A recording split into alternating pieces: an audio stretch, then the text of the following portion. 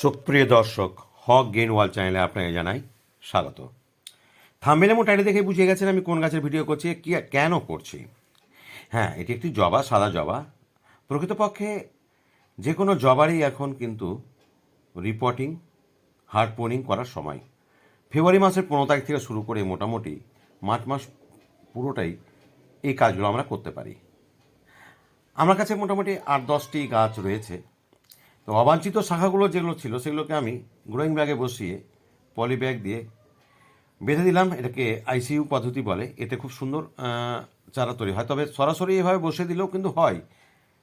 সবচেয়ে বেশি ভালো হয় কিন্তু ডালগুলো যদি জলে ভিজিয়ে দেন বা জলে ডুবিয়ে রাখেন, 2 সপ্তাহ পরে দেখবেন কোনো সাদা সাদা স্পট আসবে। আসলে এগুলোই শেকড় হবে। আর যেগুলো আগে থেকে আমি বসিয়ে রেখেছি সেটাতে অলরেডি কিন্তু শেকড় চলে এসছে।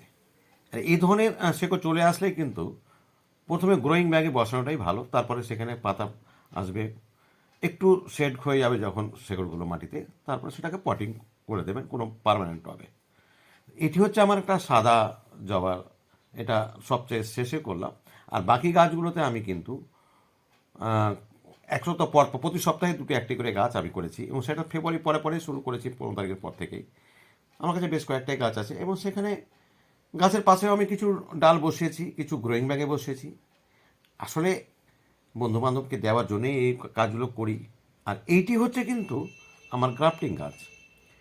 মূল গাছটি অর্থাৎ স্টকটি কিন্তু রয়েছে হলুদ রঙের ফুল। আর যেটা আমার গ্রাফটিং করেছি এখানে, এই দেখতে পাচ্ছেন লাল রঙের, সেটা কিন্তু পুনে জবা।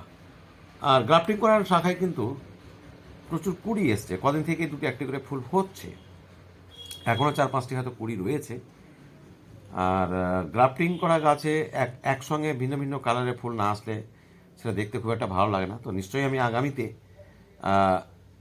এই গাছের ভিডিও নিয়ে আসবো। আর এগুলো ভিডিও দেখতে তো অবশ্যই যারা সাবস্ক্রাইব আমাকে করেননি অবশ্যই সাবস্ক্রাইব করে রাখবেন। আর ছোটো ছোটো টিপস আপনাদের অবশ্যই দেবো যেটা আপনাদের কাজে লাগবে।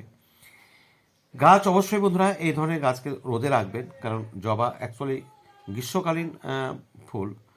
তো গ্রীষ্মকালীন ফুল হলেও এরা বর্ষা আরও বেশি দেয়, শীতকালেও দিচ্ছে। কিছু কিছু এমন কিছু ভ্যারাইটি হয়েছে এরা 12 মাসই দেয়, যেমন পুনে জমা 12 মাসই হচ্ছে, বিশেষ করে হাইব্রিড জাতীয়গুলো। আর দেশি জবাটা সাধারণত গ্রীষ্মকালে বেশি হয়, অন্য সময় শীতকালটা ডরমেন্সি থাকে। এই সাদা জবাটা আমি পটিং করব। পটিং করার পরে যে গাছটা একটু বড় হলেই আমি আপনাদের সামনে নিয়ে আসবো। কী ধরনের পরিচর্যা করতে হবে, কী ধরনের খাবার দিতে হবে, কোন সময় দিলে ভালো হয়। ফেব্রুয়ারি মাসে যদি আপনি রিপোর্টিং নাও করেন তাহলে খাবারটা দিয়ে হার্ড পোনিংটা করে দিতে হবে। তাহলে নতুন নতুন ব্রাঞ্চ হতে গেলেই কিন্তু এতে ফুলের সংখ্যা বাড়বে। আর এমনটি নয় যে গাছ ভালো হয়ে আছে হার্ড পোনিং করবো না বা খাবার দেবো না, এমনিতেই ফুল হচ্ছে না, এটা করবেন না। স্বাভাবিক যারা নিয়ম সেটাই করবেন, তাহলে কিন্তু রেজাল্ট বেটার পাবেন। তো বন্ধুরা, যদি এরকম টিপস আপনারা আগামীতে চান অবশ্যই আমাকে সাবস্ক্রাইব করবেন। ভালো থাকবেন। কথা হবে পরবর্তী ভিডিওতে। ধন্যবাদ।